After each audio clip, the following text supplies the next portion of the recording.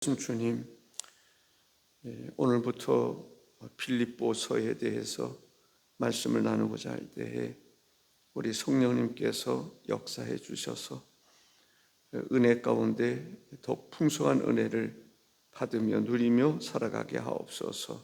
예수님의 이름으로 기도하옵나이다. 아멘. 빌립보 교회는 바울 사도가 유럽에 세운 첫 번째 교회였습니다. 2차 전도 여행 때에 바울 사도는 아시아에서 복음을 전하고자 했었는데 하나님께서 한 환상을 부여주셨습니다. 그 환상 중에 마게도냐 사람 한 사람이 서서 마게도냐로 건너와서 우리를 도우라 라고 하는 그런 환상을 보게 됐습니다. 사도행전 16장 9절에 보면 밤에 환상이 바울에게 보이니 마게도냐 사람 하나가 서서 그에게 청하여 이르되 마게도냐로 건너와서 우리를 도우라 하시거늘. 그 영적인 거장의 경우는 하나님께서 말씀하시면 특징이 뭐예요? 즉시 순종한다. 아브라함도 독자 이삭 바치라고 그러니까 즉시 순종했던 것을 보게 됩니다. 바울 사도도 환상을 통해서 하나님의 뜻을 알게 되면서 그는 자기 계획을 완전히 포기하고 하나님의 뜻을 따라 즉시 행동했던 것을 볼 수가 있습니다. 그 마게도냐라고 하는 지역은 아주 큰 지역입니다. 그 유럽의 첫 관문이라고 그러는데 큰 지방입니다. 그런데 그 지방에 들어가서 첫 번째 만난 지역이 빌립보입니다. 마게도냐라고 하는 큰 지방에 처음에 들어가서 그들이 교회를 세운 것이 빌립보 교회였다라는 거죠. 하나님께서 특별히 아시아에서 복음 증거하는 것을 막으시고 유럽으로 인도해 주셨으면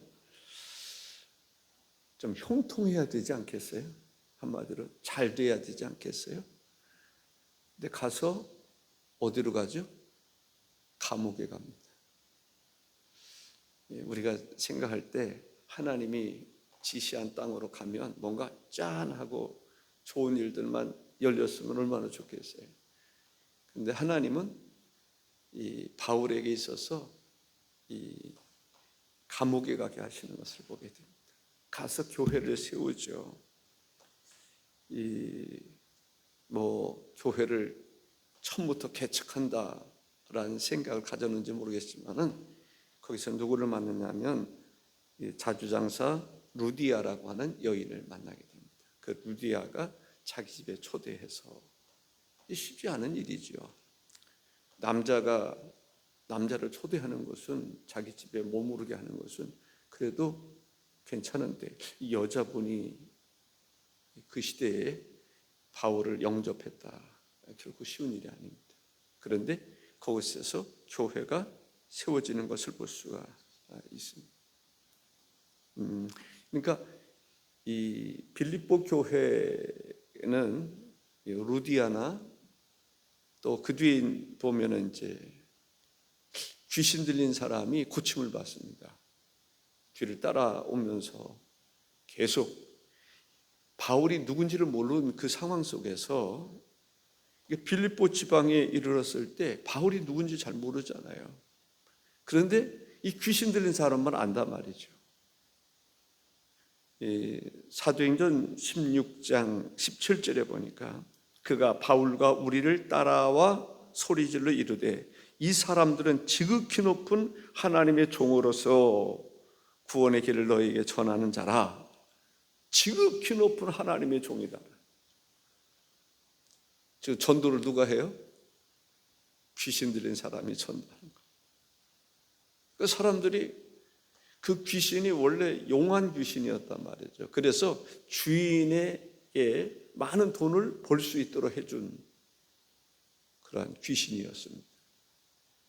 근데 그 귀신이 누구를 전하냐면 바울 사도가 하나님의 거룩한 종이라고 하는 것을 전하는 것을 보게 됩니다. 그 바울이 그 일로 인해서 괴로워하다가 이 귀신을 쫓아냅니다.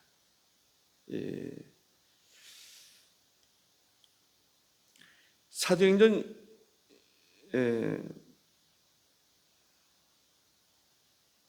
16장 내 이어지는 것인데, 귀신을 쫓아내니까 그 귀신 들린 사람을 통해서 우리로 말하면 무당이라고 볼 수 있겠죠. 무당을 통해서 돈을 많이 벌던 사람이 돈줄이 끊어지게 됐단 말이죠. 그래서 바울을 고발하는 거예요. 고발이라고 하는 것은 거짓된 것도 참 많습니다. 예수님을 고발하는 것도 거짓되잖아요. 지금도 그런 거 없을까요? 누가 누구를 고발하는데 거짓말로 엮어넣기 위해서 고발하는 경우들이 많이 있죠.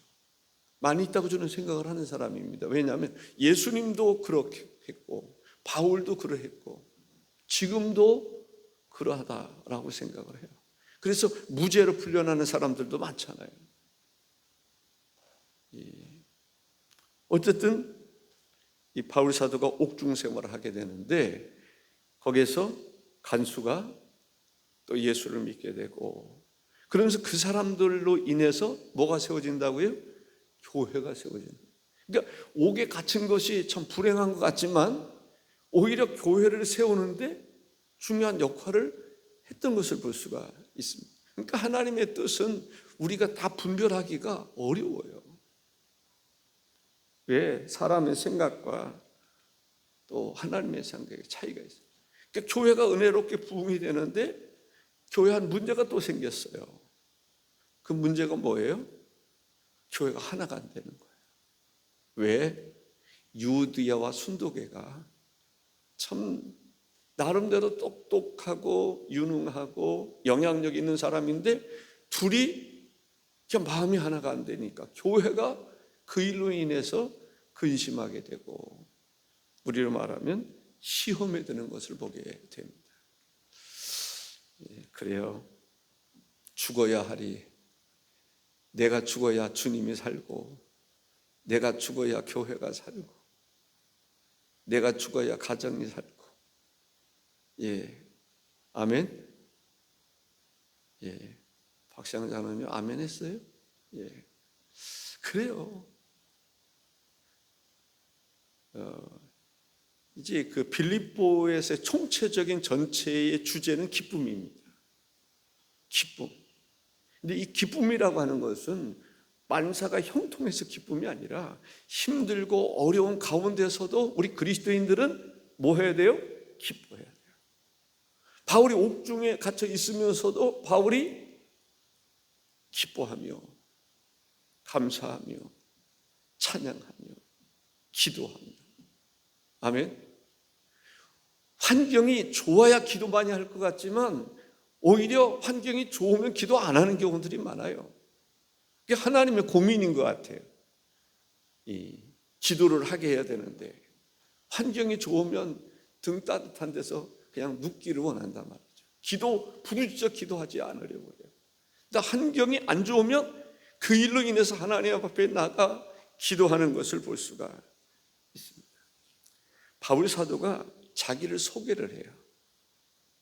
자기를 소개하는데 1절에 보니까 그리스도 예수의 종 바울과 디모데는 그리스도 예수의 종이다라고 얘기를 합니다. 종. 이 바울을 자기를 종이라고 그래요. 둘로스라고 하는 헬라어로 둘로스라고 하는 말인데 노예다라는 거예요. 노예. 우리는 그냥 종이다. 네가 이 하나님의 종 이런 얘기들을 하잖아요. 그것도 좋아해요. 근데 종이라는 말은 뭐예요? 노예라는 뜻이에요. 그러니까 결국은 이게 가벼운 얘기가 아니에요. 뭐 하나님의 사자, 참 뭔가 권위도 있고 대단한 것 같아요. 근데 바울도 사도로 부름을 받은 사람이에요. 그런데 자신을 일컬어서 나는 그리스도 예수의 노예입니다. 종이다. 라고 자기를 정확하게 정의하는 것을 보게 됩니다. 나는 죄인 중에 괴소입니다. 나는 그리스도 예수의 종이다. 라고 얘기를 합니다. 우리도 우리 스스로를 정의할 수 있어야 돼요. 저는 무슨 생각을 하냐면 세상에는 나보다 큰 죄인은 없다. 정말 그리스도 안에서 우리는 죄라고 했을 때 도토리 키재기 하는 것 볼 수 있어요. 진짜 죄가 뭘까요? 가장 큰 죄는 하나님 안 믿는 거예요. 근데 세상 사람들은 그것이 가장 큰 죄라는 것을 생각지 않는 거죠. 우리 그리스도인들조차도 그렇게 생각하지 않는 경우들이 많죠. 뭐 살인하거나 간음하거나 도적죄라거나 뭐 이러면 죄인이라고 생각하고, 내가 기도하지 않으면 그걸 죄인이라고 생각하지 않는, 전도하지 않으면 그건 죄하고 상관없다라고 생각할 수 있어요. 그러나 이 복음을 전할 사명이 있는데 복음 전하지 않는 것은 그건 죄입니다. 부름받아 나서니 뭐 어디든지 가오리다. 하나님께로부터 부름을 받았는데, 사도로 부름을 받았는데 사도가 집사 수준에서 산다? 그건 안 되죠. 사도는 사도로서의 사명이 있는 거죠. 그렇습니다. 장로님들이 집사님처럼 살면 안 돼요. 목사님이 장로처럼 살면 안 된단 말이죠. 목사는 목사로서, 장로는 장로로서, 집사는 집사로 살아야 그 이름이 빛이 나는 거죠. 반짝반짝. 하나님의 영광을 받으시고. 그런 면에서 보면은 목사가 된다는 것보다는, 그래 어떤 분들은 자기는 목사는 아니고 장로가 되기를 꿈꾸는 사람들이 있고요. 어떤 사람들은 그냥 평신도로 그냥 사는 게 제일 편해. 부담도 안 되고 교회 등록도 안 하고 큰 교회 그냥 주일날만 출석하고 이런 사람도 있다니까요. 조건이, 교회를 다니는 조건이 옛날 얘기지만은요, 목사님 이 교회를 내가 다니긴 다니는데 조건이 있습니다. 아는 척하지 마세요. 집 주소 묻지 말라는 거예요. 핸드폰 번호 묻지 말라는 거예요. 그냥 내가 다니고 싶을 때 다니고. 왜? 사람들이 듣고만 묻잖아요. 교회 등록하라고 그러고. 그러니까 그게 싫다는 거예요. 그분뿐만 아니라 어떤 분도 큰 교회 가면 누가 묻는 사람도 없고 그러니까 제일 좋다는 거예요. 정말 그럴까? 저는 그렇게 생각하지 않습니다. 우리는 아무리 힘들고 어려워도 항상 기뻐할 수 있는 그러한 삶을 살아야 될 줄로 있습니다. 감옥에 갇혀 있어. 지금 감옥 호텔급이라고 생각해요. 제가 예전에 소년원 분류심사원에 다닐 때만 하더라도 그 추운 겨울에 이불이 어디 있어요? 모포 있잖아요. 그게 덮고 자는 전부예요. 잠 오겠어요? 젊은 애들이라고 하더라도 부들부들 떨고. 방에 불이 안 들어가요. 복도만 이런 연탄 3개짜리 있잖아요. 그게 2개가 있을 뿐이에요.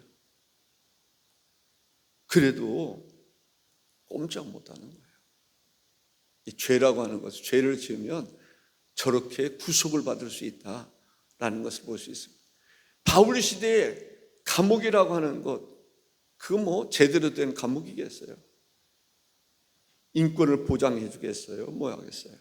그런 가운데서도 하나님을 찬양했다. 오히려 옥중에서, 밖에서 자유롭게 신앙생활하는 사람들을 향해서 항상 기뻐하세요. 쉬지 말고 기도하세요. 범사에 감사하세요.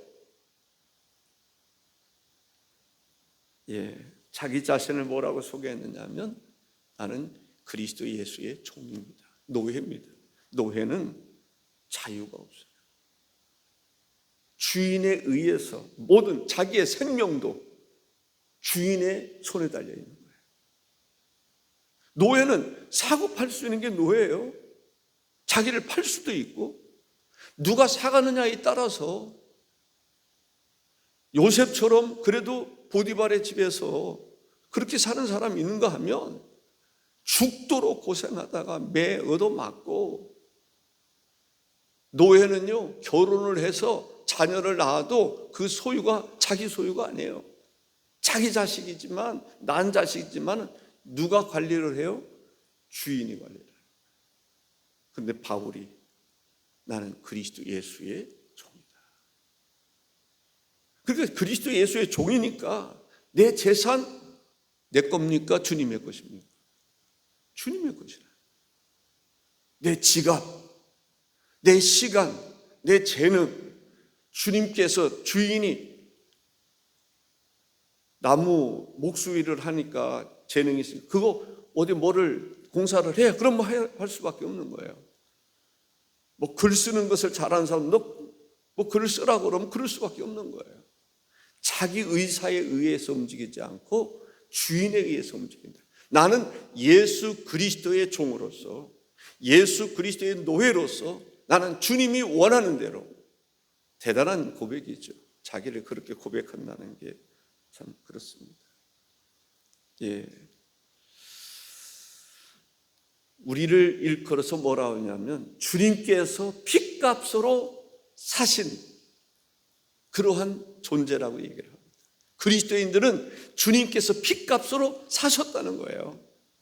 그럼 누구의 것입니까? 정말 예수 그리스도를 나의 주로 여기는 사람들은 나의 주인이 누구라고요? 예수님.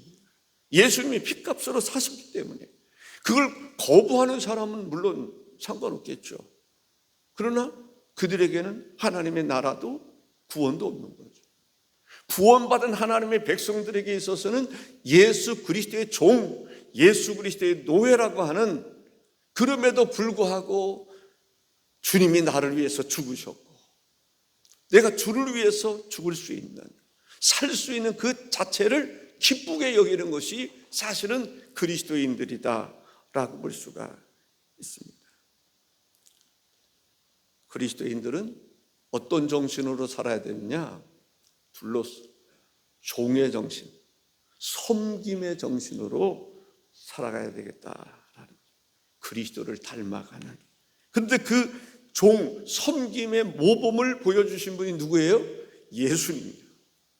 그래서 우리는 예수 그리스도를 닮아가요. 그분은 하나님이시지만, 그 하나님과 동등하신 분이지만은 동등됨을 취하지 아니하시고 인간의 몸을 입고 이 땅에 오셔서 나를 구원해 주시기 위해서 십자가에 달려 죽으신 거예요. 그뿐만 아니라 그분은 말씀하시기를 나는 섬김을 받으려 함이 아니라 섬기는 자로 오셨다라는 거예요. 자기 목숨을 대속물로 주기 위해서 오셨다.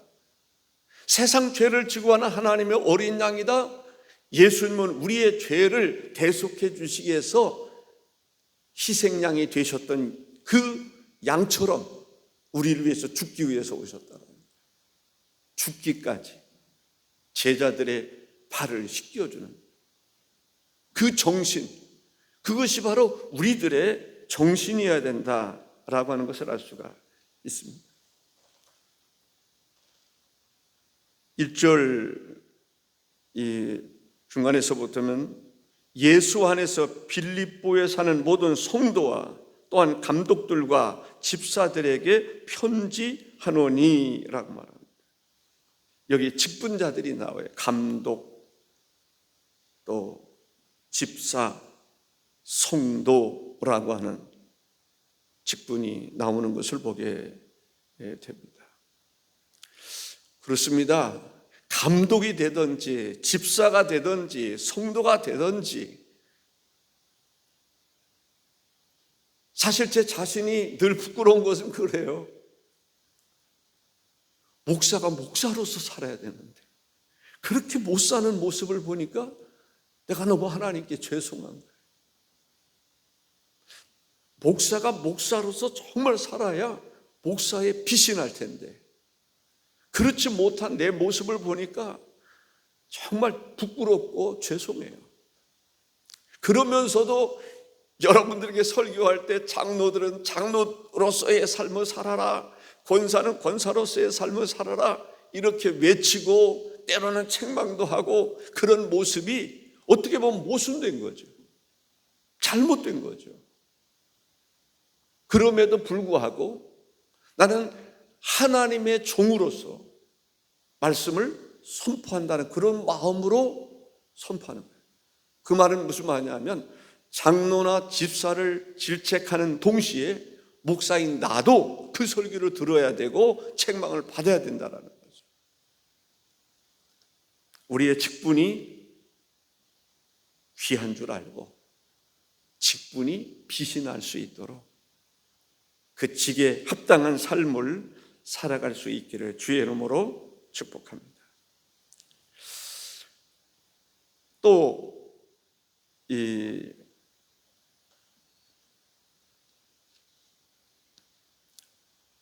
2절의 말씀을 한번 보겠습니다.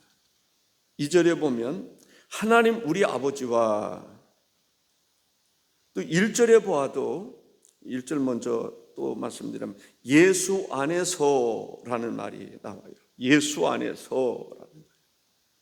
우리는 예수님 안에서의 삶을 늘 살아가야 됩니다. 아멘. 예수님 안에서. 하나님이라는 표현을 저는 많이 쓸 때가 있어요. 근데 사실은 예수님의 이야기를 더 많이 해야 돼요. 예수님은 주는 그리스도시요 살아계신 하나님의 아들입니다. 메시아입니다. 구원자입니다. 우리 개신교에서는 예수님에 대한 얘기를 많이 해야 돼요. 예수님이 하나님이시다는 사실을 우리가 늘 깨달아요. 자칫 잘못하면 하나님은 완전하신 분이고 예수님은 완전하신 예수님을 따라 살아가는 분이고 좀 부족하다는 생각을 가지면 안 된다. 예수님은 하나님과 동등하신 분인데 인간의 몸을 입고 오신 것은 우리에게 천국의 복음을 전하기 위해서 인간의 몸을 입고 오셨고 인간의 언어를 사용하신다는 거죠. 위대하신 것이죠.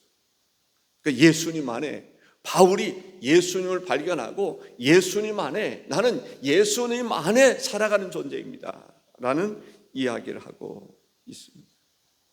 예수님으로 인해서 구원받았습니다. 예수님과 함께하는 사람입니다. 예수님과 동행하는 사람입니다. 나는 예수 그리스도 안에서 살아가는 사람들입니다. 그러면서 뭐라고 말씀하고 있느냐면 1절에 모든 성도와 라고 말해요. 우리를 일컬어서 뭐라고 부른다고요? 성도다라고 부릅니다. 성도. 여러분들 그 장례식에 이렇게 보면은 그 관 위에다가 이제 뭐라고 써요? 성도 누구. 사실 어떻게 보면 이 장례식에 이렇게 보면 폐에 장로, 집사, 목사, 그것도 이제 성도 중에서 이러한 직을 감당하시는 분이다라고 하는 면에서 좋아요. 근데 성도라고 하는 말이 참 좋은 것 같아요. 성도, 거룩한 공동체, 거룩한 하나님의 백성이다. 거룩한 하나님의 백성이다. 그게 바로 성도. 구별된 사람들, 그게 성도라는 것입니다. 근데 구별됐기 때문에 성도라고 해서 완전하기 때문에 성도가 되는 건 아닙니다. 완전하기 때문에 목사가 되거나 완전하기 때문에 장로가 되거나 완전하기 때문에 집사가 되는 건 아니에요. 성도라고 해서 거룩한 백성이라고 항상 거룩해야 되느냐? 그랬으면 얼마나 좋겠어요. 그럼에도 불구하고 그렇지 못해요. 그럼에도 불구하고 하나님 뭐라고 부른다고요? 거룩한 백성이다. 왜? 예수 그리스도의 보혈의 피가 우리의 모든 죄를 용서해 주셨기 때문에 그렇습니다. 세상에 온전한 사람이 있나요? 아브라함이 온전했을까요? 다윗을 보니 내 마음이 합당하다라고 말씀하셨는데 다윗이 온전했습니까? 세상에 온전한 사람들이 있을까요? 야곱에 대한 얘기를 많이 해요. 성경에 보면은 아브라함 얘기 많이 하죠. 예, 아브라함 얘기 많이 합니다. 근데 아브라함도요, 자기가 살려고 자기 부인을 뭐라고 불렀어요? 누이라고 불러요. 자기 부인 다른 사람에게 빼앗길 뻔했잖아요. 아니, 빼앗겼었잖아요. 죽음이 두려워서 자기 살려고 자기 부인을 다른 사람의 품에 넘겨주는 그게 아브라함이란 말이죠. 야곱 보면 야곱은 어떻습니까? 자기 아버지를 속이는데 그렇게 사기를 치듯이 속일 수 있어요? 아니, 형이 배고프면 좀 먹을 거 같이 주면 안 돼요? 팥죽 그냥 나눠주면 안 돼요? 그 장자의 명분을 뺏기 위해서 먹는 거 치사하게 먹는 거 가지고 장난치잖아요. 온전한 사람이 어디 있어요? 야곱 외삼촌 라반의 집에서 이렇게 하다 보면은 어때요? 사기치고 사기당하고 욕심 부리고 그런 것이 야곱입니다. 아브라함도 야곱도 다윗도 마찬가지입니다. 세상에는 온전한 사람이 없어요. 그런데 그리스도 안에서 우리는 누가 돼요? 성도가 된단 말이죠. 거룩한 백성이 되는 거예요. 할렐루야. 하나님이 우리를 볼 때 하나님의 잣대로 보면 모든 사람이 죄를 범하였으며 하나님의 영광에 이르지 못하더니, 그런데 예수 그리스도께서 보혈의 피로 우리의 모든 죄를 용서해 주셨기 때문에 우리는 거룩한 백성이에요. 성도가 됐다라는 거죠. 그래서 우리가 하나님 앞에 은혜의 보좌 앞에 담대히 나갈 수 있는 것은 내가 온전해서가 아닙니다. 예수 그리스도로 말미암아 죄 사함을 받고 은혜를 힘입을 수 있는 사람이기 때문에 은혜의 보좌 앞에 나아갈 수가 있었다라고 하는 것을 볼 수가 있습니다. 우리는 장단점이 다 있는 사람이에요. 모든 사람이 그렇습니다. 장점만 있을까요? 단점도 있어요. 그렇죠. 우리 오영림 권사님서부터 시작해가지고 우리 모두를 다 보더라도 장점만 있어요? 단점은 없을까요? 단점만 있어요? 장점도 있어요. 그래서 교회는 서로가 서로를 돌아보는 거예요. 그래서 단점을 서로 도와주는 거예요. 장점이 되도록 도와주는 거예요. 자기 얼굴이 잘 못생겼으면요, 자존감이 낮아질 수 있어요. 근데 옆 사람이 도와주는 거예요. 인정해 주는 거예요. 당신은 얼굴은 조금 곤부지만, 근데 예전에는 곤부들이 좀 많이 있었어요. 근데 곤부가 왜 생겼는지 잘 모르겠지만, 예, 이렇게 곤부들이 있어요. 요즘에는 곤부가 없는 것 같아요. 사람에게는 누구든지 다 장단점이 있기 때문에 교회는 내가 장점을, 돈이 있는 사람은 없는 사람 돌아봐야 돼요. 그게 잘 안 되잖아요. 교회 오는 사람들은요, 어쨌든 경제적으로 살려줘야 돼요. 서로 돌아봐서 기도해주고, 또 때로는 사업장에도 같이 일할 수 있게 도와주고, 사업할 수 있도록 도와주고, 어쨌든 교회는, 근데 그거 가지고 사기치는 사람도 있지만 한두 번 정도는 어쨌든 기회를 주는 게 좋다, 그런 생각. 끝까지 할 수는 없잖아요.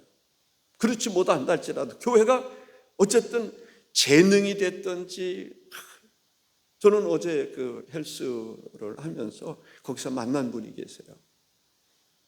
보니까 대덕교회 다니시더라고요. 제가 성경 낸다 이런 얘기 했더니 이분이 시간 내가지고 어제 오후 1시 반까지 점심도 안 먹고, 그래서 점심 식사하자고 했더니 아들이 있고 그래서 근데 그렇게 하자고 했는데 안 먹고 그냥 가셨어요. 자기는 이렇게 자기가 할 수 있는 일을 도와줄 수 있는 일을 도울 수 있어서 그 자체가 너무 좋다는 거예요. 와, 그분 얘기로 하면요, 설교 준비 굳이 막 하려고 안 해도 될 것 같아요. 예를 들어서 뭐 AI에다가 빌립보서 1장 1절과 2절 설교문 이런 계획을 가지고 있으니까 설교문 작성해 줘. 그러면 쫙 작성. 설교 5분 동안 할 거야. 그럼 5분 안에 할 수 있는 거 딱 줘. 선고 원고 딱 넣어놓고, 그리고 이 설교가 좀 재미있게 만들어줘. 그럼 재미있게 만들어준대요. 뜨겁게 만들어줘. 그럼 뜨겁게 만들어줘. 와, 그거 배우면 안 되겠다라는 생각도 들더라고요. 다 그런 식으로 목회자들이 하면은요, 그 참 그랬을 거 아닌가. 어쨌든 제가 말씀드리고자 하는 것은 그분이 돕는다는 거예요. 돕기 위해서 서로 도와주는 거예요. 교회는 바로 그런 공동체예요. 거룩한 백성, 내가 완전해서가 아니라 완전해지기 위해서는 서로를 돌아보는 게, 은사를 통해서 서로를 돌아보는 그러한, 무슨 정신으로? 종의 정신으로, 섬기는 정신으로. 예수님이 섬김을 받으려 온 것이 아니라 섬기려고 오셨다고 그래요. 섬김의 삶을 사셨잖아요. 그래서 우리는 서로를 뭐처럼 여겨야 되냐? 보석처럼 생각해야 돼요. 보석. 우리 나이 드신 권사님들 다 보석이란 말이죠. 이런 보석들이 없어요. 진짜 우리 교회 나이 드신 권사님들처럼 이렇게 귀한 보석들이 없다고 저는 생각해요. 하나님 앞에 기도하고, 낮에도 와서 기도하고, 새벽에도 기도하고, 헌금도 뭐 하고, 헌금도 다양하게 이렇게 하시는 분들이 있을까요? 저는 없을 것 같아요. 열심히. 그러니까 하나님께서 그 자녀들도 그렇게 축복해 주시지 않았을까, 그런 생각이 듭니다. 보석입니다. 그런데 말씀드리고자 하는 것은 보석이 보석으로 끝나면 안 된다는 거예요.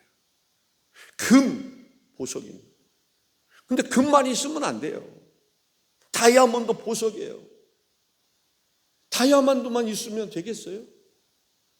금이라든지 이런 거하고 같이 엮여서 뭐 손가락에 금과 다이아몬드가 이렇게 같이 결합될 때 뭐 더 아름다운 거 아닌가요? 쓸모가 있는 거 아닌가요? 우리 모두는 서로의 다이아몬드, 보석이란 말이죠. 보석과 보석이 서로 진짜 가치를 증폭시킬 수 있는 그러한 역할을 우리가 해야 된단 말이에요. 다 보석이라.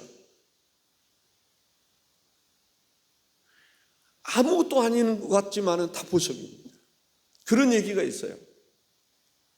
밤길을 걸어갈 때, 옛날에 칠흑같이 어두운 밤길을 걸어갈 때 등에 애기만 업어도 힘이 된대요.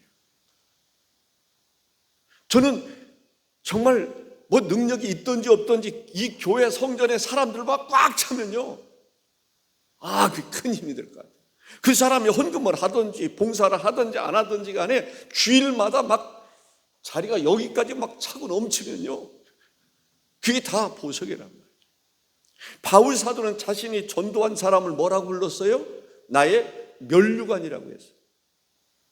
여러분들이 면류관이 돼야 돼요. 면류관을 얻어야 돼요. 전도해야 돼요. 그 전도해서 그 사람이 세례 교인이 됐다, 그 사람이 자기에게서는 항상 면류관인 것이에요. 보람인 거예요. 가치가 있는 거예요. 복음의 능력. 바울이 때로는 옥에 갇혀 있으면서도 자기가 하나님 앞에 얼마나 존귀한 자인 것을 느끼는 거죠. 그런 환난 가운데서도 하나님을 찬양하고 기도하는 삶, 복음 증거하는 삶, 교회를 세우고, 로마의 옥중 생활을 하면서도 빌립보 교회를 생각하면서 편지하고 서로를 들어. 거기에 후임자가 있지만 또 찾아오고, 또 서로가 재정적으로 바울을 도와주고, 바울은 그들을 위해서 기도해주고, 서로의 그런 관계가 성숙한 교회의 모습이라 생각합니다. 기도하십시다. 주 하나님 감사합니다.